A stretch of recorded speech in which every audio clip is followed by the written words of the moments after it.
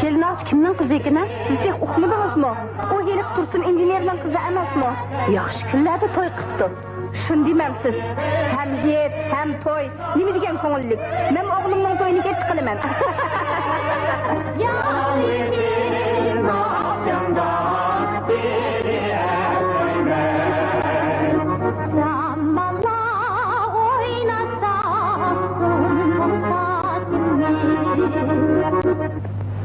Kerim toyuq ketdim.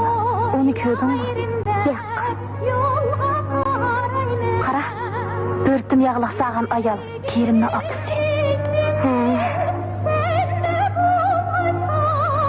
Kız qo'ldish bo'lgan qiz, qaysi qiz u? Qatnashda ishlaydigan namunich qiz Gulnar emasmi?